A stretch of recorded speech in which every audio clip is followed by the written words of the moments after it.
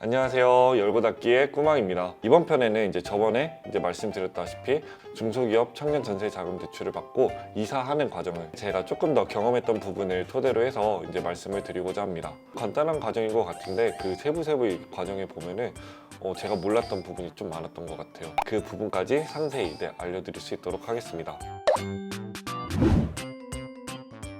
먼저 1단계 조건부터 확인을 하겠습니다. 만 19세 이상, 만 34세 이하 중소기업에 종사하시는 분 또는 기술보증기금이나 신용보증기금을 통해서 창업자금을 받은 창업자에게 해당이 됩니다. 무주택, 그 다음에 예비 세대주여야 되고 연봉이 3,500만 원 이하여야 합니다. 전세자금 대출 경우에 최대 1억 원을 받을 수 있는데 이거를 100% 받거나 아니면 80% 받을 수 있는 부분이 있습니다. 하단에 있는 사이트 주소가 나올 거예요. 그래서 내가 다니고 있는 직장이 중소기업인지 먼저 확인을 하시고, 이때 사업자 등록번호 말고 법인 등록번호가 있어야 된다고 합니다. 그때 회사에 요청하거나 아니면 또 다른 이렇게 조회할 수 있는 사이트가 있다고 해요. 그 사이트를 통해서 확인을 해보시면 됩니다. 인터넷상에서도 계속 얘기가 됐던 게, 부동산에서는 은행에서 대출이 가능한지 확인해 보라고, 그리고 그다음에 또 은행에서는 그 집을 먼저 알아봤는지 확인해 보라고 해서 은행을 먼저 가야 되냐 아니면 부동산을 먼저 가야 되냐 얘기가 많이 있는데, 될 수 있으면 은행에 먼저 가서 내가 대출을 얼마까지 받을 수 있는지 그걸 먼저 확인해 보시는 게 되게 중요한 것 같습니다. 그래서 전편에도 말씀을 드렸는데, 1억 원이라 하더라도 내 만약에 연봉이 2천만 원이다 그러면은 신용등급에 따라 달라질 수 있지만 3.5를 곱했을 때 한 7,500만 원이 최대일 수 있고, 그 부분을 꼭 확인을 하셔야 됩니다. 2단계는 바로 집을 찾는 과정입니다. 지역을 먼저 선정을 했거든요.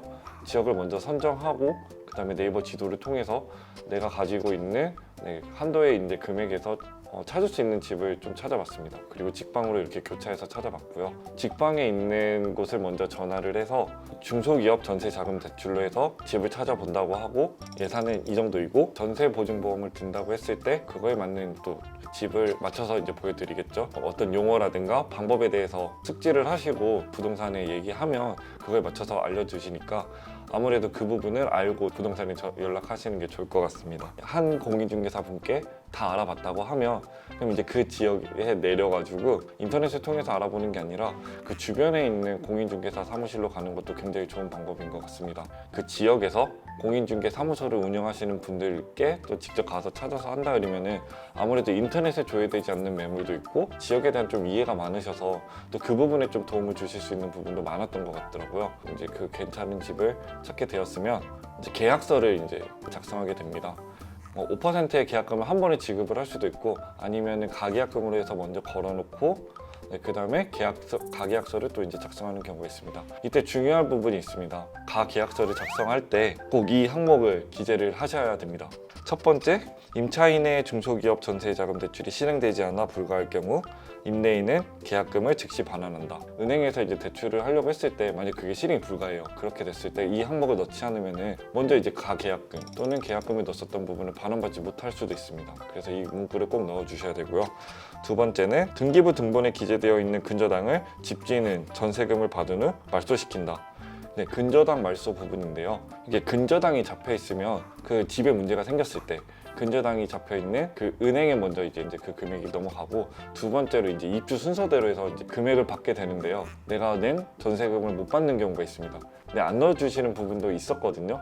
근데 웬만하면 근저당 말소 부분을 넣을 수 있으면 넣어서 좀 더 전세금 부분을 조금 보장할 수 있는 부분으로 해서 내 계약을 조금 더 유리하게 만드셨으면 좋겠습니다. 집을 알아보고 계약서를 작성하면서 등기부 등본을 꼭 보여드릴 거예요. 그 등기부 등본을 봤을 때 뒷장에 넘어가면 을구 부분이 있거든요. 이 건물에 대한 융자금이 되겠는데요. 이 금액이 너무 많으면 안 됩니다. 공시지가의 150%? 그 부분이 넘어가게 되면은 이 집은 좀 불안정하다 해가지고 은행에서 대출이 불가할 수 있는 경우가 생길 수 있습니다. 이 집이 제일 좋은 거는 을구가 깨끗해서 무융자이면 제일 좋지만 신축 건물이면은 있을 수밖에 없는 부분도 있더라고요. 그랬을 때 그 금액이 조금 작은 곳을 또 찾아서, 아니면 또 이 부분에 대해서 공인중개사분께 좀 설명을 요청을 드려서 계약은 진행했으면 좋겠습니다.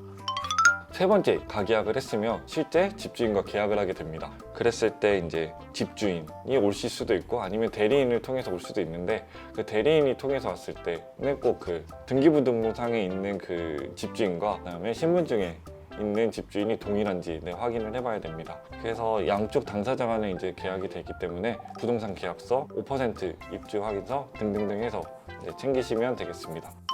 그리고 이제 네 번째, 이제 은행에서 이제 대출을 실행하는 단계인데요. 그 전에 기금이 든든 사이트라는 게 있습니다. 그래서 이거를 먼저 가입하고 가는 경우도 있고 아니면은 그거 가입 없이 이제 은행에 가면 되는데, 이 부분은 조금 다를 수 있어서 이 부분도 이제 공인중개사분께 여쭤보고서 가보시는 것도 좋을 것 같습니다. 아니면은 사전에 이제 은행에서 대출 가능 여부를 확인할 때 한번 그 부분도 같이 여쭤봐가지고 기금이 든든 사이트에 정보를 등록하고 와야 하는지 아니면은 그냥 바로 은행에 가도 되는지 확인을 해보시고 가면 될 것 같습니다.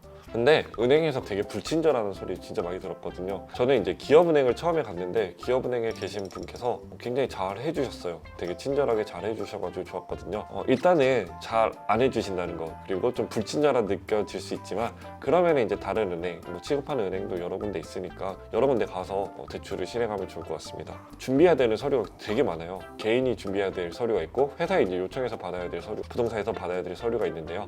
첫 번째, 제가 개인이 준비해야 될 서류는 신분증, 주민등록증서본, 가족관계증명서, 건강보험 자격 지적서에서 의료보험 자폐보험 자격 이력 안내서, 건강보험 납부인서, 사대보험 가입계획서. 그리고 이제 회사에서 준비해야 되는 서류는 주식증명서, 근로소득, 원천징수 영수증, 월별 급여 검증서, 주업종 코드 확인 자료, 사업자 등록증 사본. 모든 서류에는 그 회사의 명판이 이제 찍혀 있어야 됩니다. 그리고 마지막, 이제 부동산에서 부동산 계약서, 계약금액, 5% 영수증, 건물 등기부등본까지.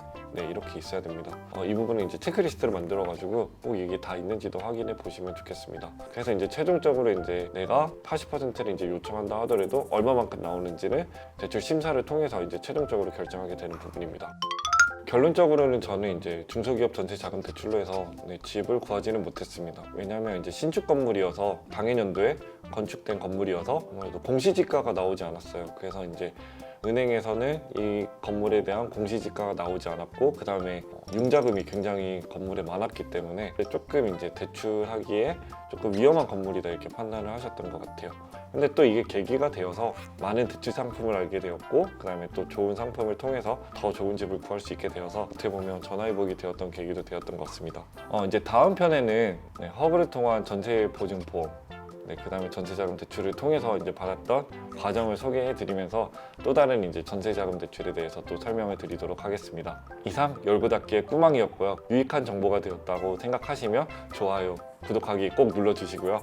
그러면 다음 시간에 만나도록 하겠습니다. 모두 안녕.